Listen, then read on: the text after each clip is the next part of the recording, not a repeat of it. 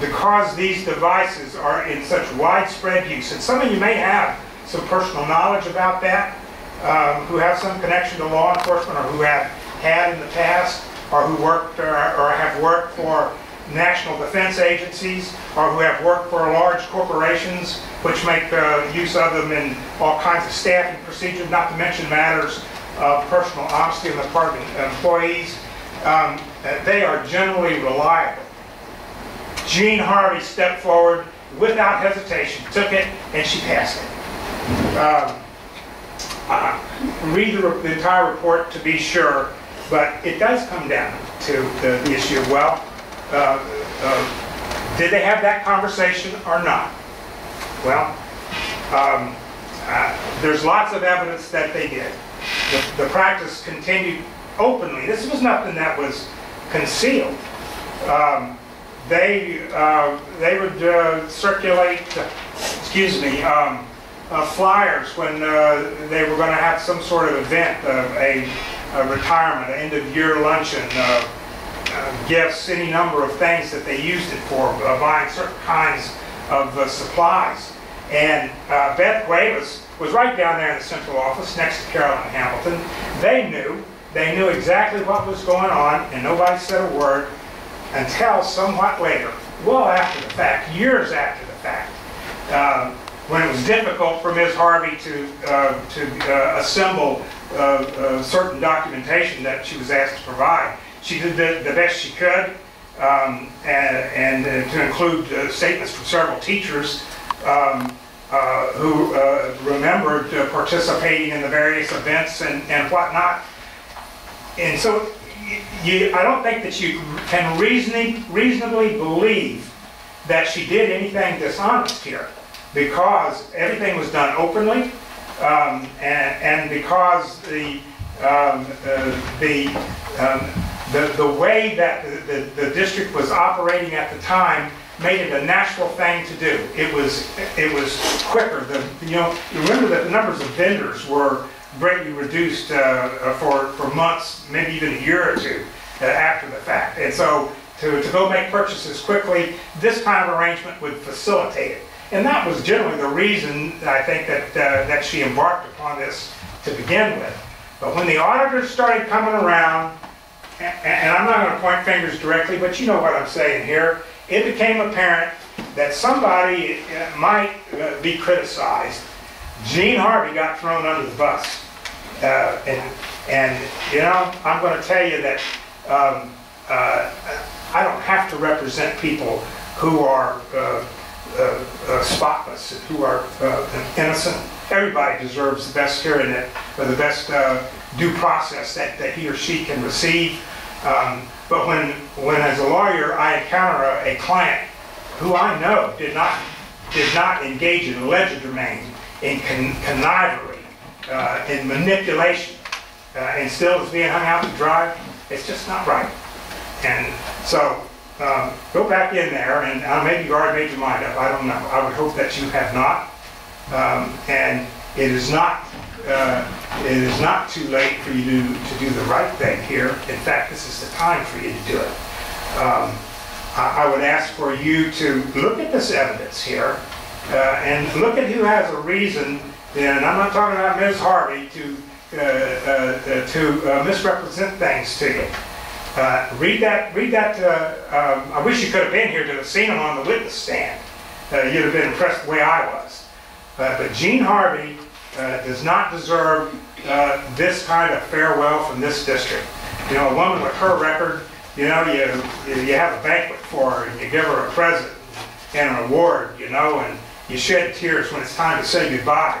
You know, you don't boot her in the rear end there with a due process here, and kick her out the door and kick her to the side. That's wrong, and that's not the kind of reputation you want to get as a district, not the way that you handle things.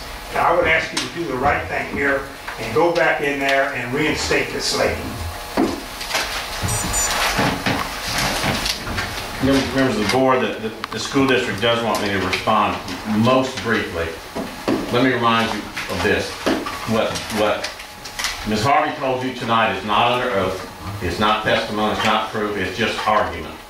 Same thing for what Mr. Nicholson says. He'll stand there and cheer for his client because he's a good lawyer and that's what he gets paid to do. But he's not under oath and it's argument. Same thing for me, what I'm telling you now. I'm not under oath and it's argument, so you have to decide what to believe and not to believe. You have to make your decision based exclusively on what is in those several big binders of records that we gave to you, and that's what it's on. That's the material that's under oath. I ask you to remember that it's not a difference of interpretation here. Mary Jean was clear that she says the superintendent told her this was okay to do. Put that money in that account and you can spend it. Superintendent was absolutely clear. She denied that and said that's illegal. You got to believe one and not the other. You can't believe them both because they're mutually exclusive. So that's a decision you have to make. I would remind you to look at the evidence, look at the minutes, look at the things that are in the record. Every single administrator in every single school at every single school board meeting brought all these donations before you. Did it properly, followed procedure, followed the state law. Although the policy book is not in evidence, it is known by all of you, it's known by all of our teachers and administrators, it's state law and it's that thick. Just because that is not in the record doesn't mean it doesn't exist. But she saw every single meeting for years, donations being brought here by every single principal and put before you. You can't believe she didn't know that's what was being done. You got to ask yourself, in all those years, why didn't she ask, why aren't you doing it the way I'm doing it? Why aren't you doing it? She never once told you, I'm using this money in my school, I'm not putting it through them. It was in fact hidden, it was never brought out. Had it one time been brought out, it would have been solved. And that's something for you to again notice from the record. Remember, it's not what I say or what Chet says, it's what the record says. Don't be confused by the polygraph. The polygraph examiner wasn't brought in here to testify to answer questions. He asked three very carefully worded questions that were not designed to get to the heart of the issue. They were talking about PTO funds, funds that belong to the PTO. And no one's ever accused her of taking a sick that belonged to the PTO. And I'll tell you right now, I have no reason to think she did. The polygraph examiner didn't ask her about the school district funds. And those are the funds that she took. Those are the funds that she has no receipts and no documentation for. Those are the funds that she spent buying food and buying meals and buying gifts for people that's illegal. You can't use taxpayer money for that. You just can't do it. So those things are important, but it's all in the record. Everything depends on you reading what was told to you under oath and not what is said here as argument for the camera or for the benefit. You have to rely on what's the proof. There is several other very serious matters in there that are in the record that you're going to hear about that have to do with the use of a computer tablet and the purchase of some groceries. It's all in the record. I'm not going to belay it, but those are important points of school district 2 and matters that you have to decide on.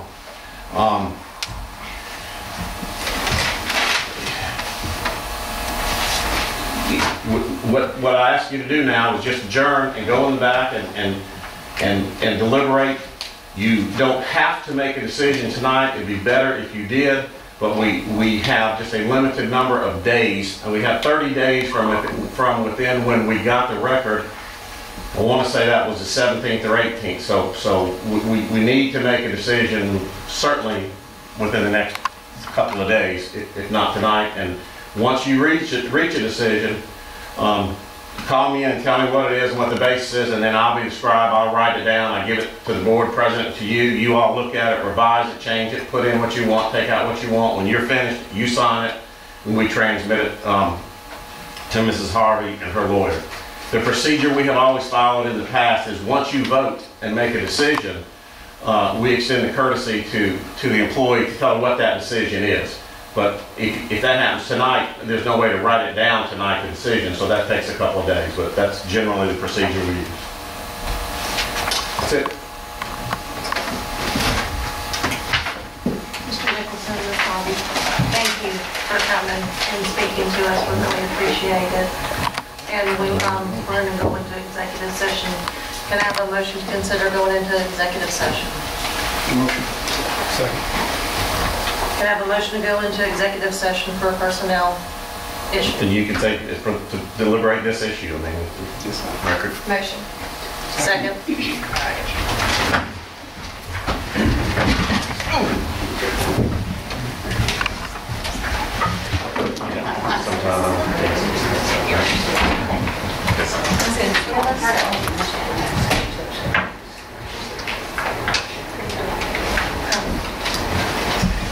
There's three of us, Sandy, we good? Do I have a motion to come out of executive session? Oh, y'all already brought the gun, I'm sorry. Motion. Motion, second motion to come out of executive session? Okay. Second, all in favor? All opposed?